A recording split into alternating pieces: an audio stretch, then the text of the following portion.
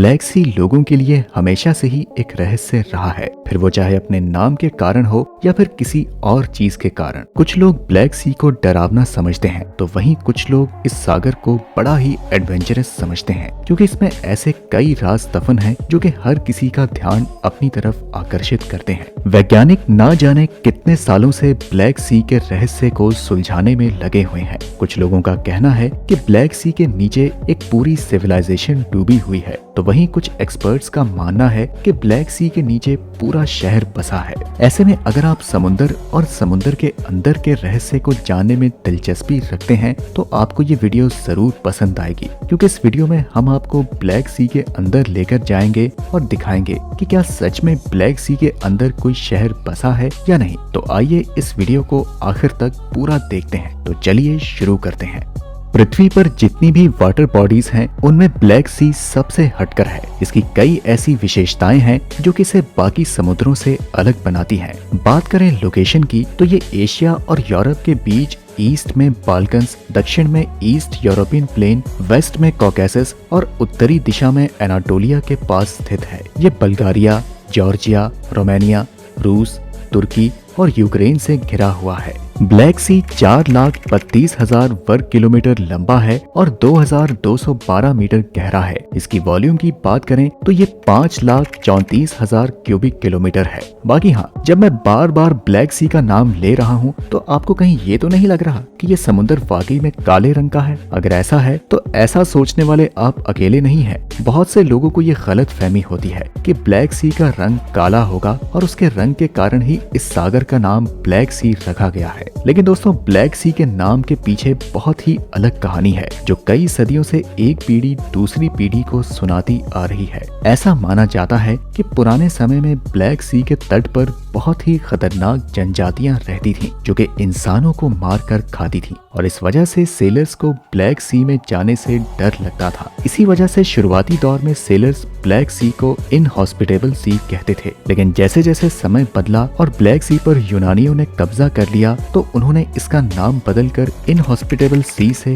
Hospitable सी कर दिया। पर यह नाम ऐसा नहीं था कि लोग एक बार सुनने के बाद इसे याद रख सकें, इसलिए ये नाम लोगों की जुबान पर चढ़ नहीं पाया। वैसे तो ये कोई नहीं जानता कि ब्लैक सी को ये नाम किसने दिया, क्योंकि इस नाम को रखने के लिए बहुत सारे लोगों को क्रेडिट दिया जाता है, जिनमें से ज्यादातर लोगों का मानना है कि ब्लैक सी को उसका नाम तुर्कियों ने दिया है। तो वहीं बहुत से लोगों का ये मानना है कि एनाटोलियन लोगों ने इसका नाम ब्लैक सी रखा है, क्योंकि वे नॉर्थ को ब्लैक और साउथ कहते थे, जिस वजह से नॉर्थ में होने के कारण से इस समुद्र का नाम ब्लैक सी रखा गया। ब्लैक सी को लेकर कुछ लोग ये भी कहते हैं कि जब सेलर अपने जहाज ब्लैक सी में लेकर जाते थे तो रात में अंधेरा हो जाने के बाद पूरा समुद्र काला दिखाई देता था, और यही कारण है कि कुछ लोग इस समुद्र को काला समुद्र समझते हैं और इसे ब्लैक सी मानते हैं। ब्लैक सी को ऐसा नाम देने के पीछे एक कारण ये भी है कि समुद्र में जो भी चीज गिरती है वो इसकी प्रॉपर्टीज के कारण गहरे काले रंग में बदल जाती है। फिर चाहे जो भी कारण हो या चाहे जिसने भी इस समुद्र का नाम रखा है, उन्होंने बिल्कुल सही किया, क्योंकि ब्लैक सी का नाम उसके रहस्य से लेकर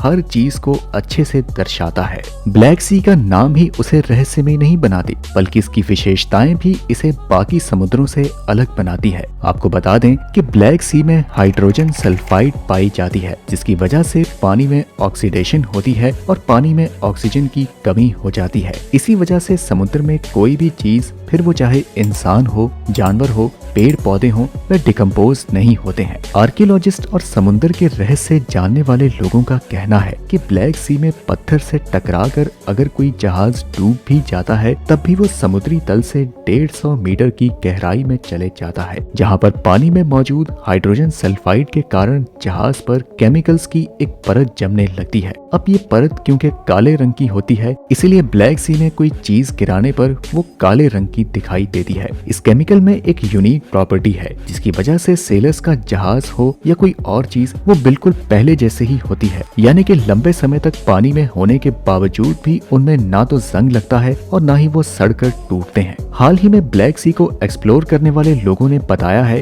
कि इसके अंदर जो चीज उन्हें मिली है वो एक ऐसी सभ्यता की तरफ इशारा करती है जो आज से कई हजार साल पहले ब्लैक सी की जगह पर रहा करती थी। पर अब सवाल ये आता है कि ब्लैक सी के अंदर ये सिविलाइजेशन आखिर कहां से आई। 6000 साल पहले जिस जगह पर आज ब्लैक सी का पानी बहता है, उस समय पर वहाँ एक पूरी सभ्यता बसी होती थी। इतिहासकारों का मानना है कि ये सभ्यता मानव इतिहास की सबसे बड़ी खोज है, जहाँ से ब्लैक सी का पानी 5 मीटर दूर था। लेकिन आइस एज के खत्म होने के दौरान ही ब्लैक सी के वाटर लेवल में बदलाव आने शुरू हो गए। ब्लैक सी के अंदर जो अवशेष मिले हैं वो उस सभ्यता की तरफ इशारा करते हैं जो कि कॉपर एज से लेकर ग्रीक सभ्यता तक ब्लैक सी के पास रहा करते थे। शुरुआत में तो पानी के स्तर में होने वाला ये बदलाव इतना धीमा था कि इसके बारे में किसी को भी नहीं पता चला और ना ही लोगों ने इस बात पर ज्यादा ध्यान दिया। लेकिन फिर 6ठी सेंचुरी बीसी के आसपास ब्लैक सी के पानी के स्तर पर